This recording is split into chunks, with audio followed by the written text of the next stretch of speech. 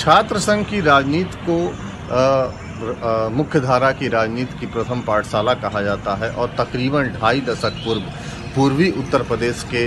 मऊ जनपद में छात्र संघ की राजनीति से राजनीति के एक नए दैदीप्यमान नक्षत्र का उदय हुआ था और उसका नाम है मनोज राय। पूर्वांचल विश्वविद्यालय से संबंध DCSK PG college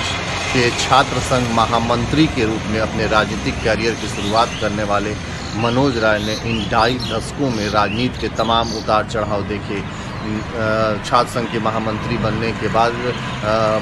Akhil Bharatiya राष्ट्रीय कांग्रेस से जुड़े यूथ कांग्रेस के लीडर रहे और बाद के दिनों में बदलते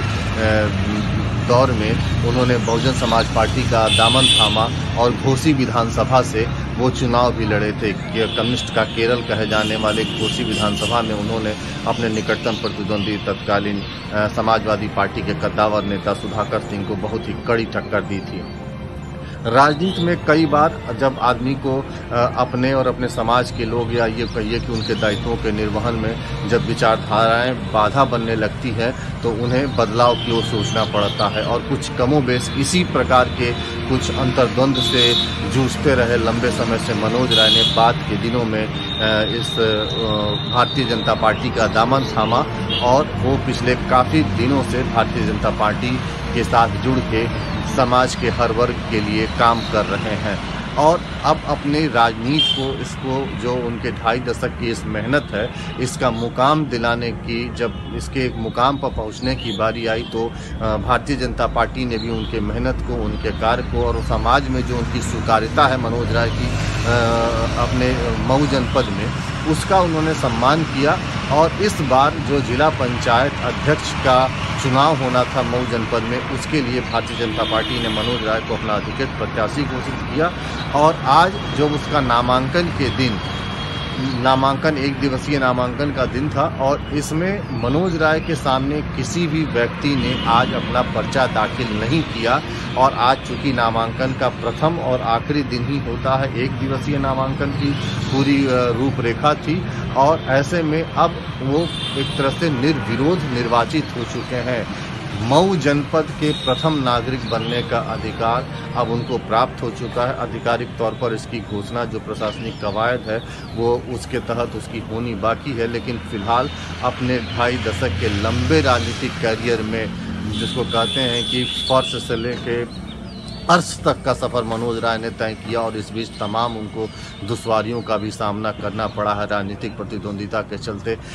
जो उनके ऊपर तमाम मुकदमे दर्ज हुए और बावजूद इसके वो विचलित नहीं हुए और 2.5 दशक पहले अपने पिता के उस बजाज प्रिया स्कूटर से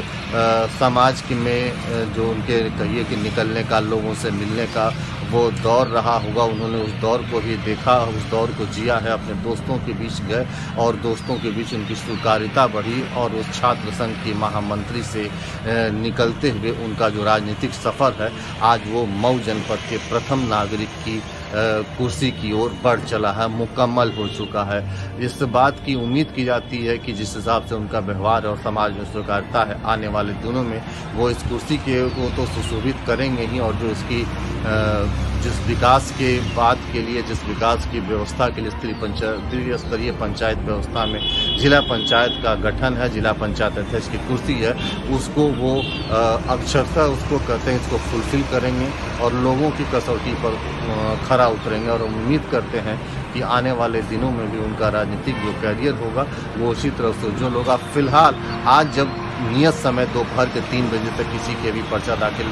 करने की बात सामने नहीं आई तो पूरे शहर में ढोल नगाड़ों के साथ उनके समर्थकों ने जोरदार स्वागत किया है। दिन भर की इस पूरी गहमा-गहमी के बाद भाजपा के कार्यालय पर लोगों से मिलते हुए मीडिया से बात करते हुए मनोज राय ने क्षेत्र की जनता का आभार व्यक्त किया है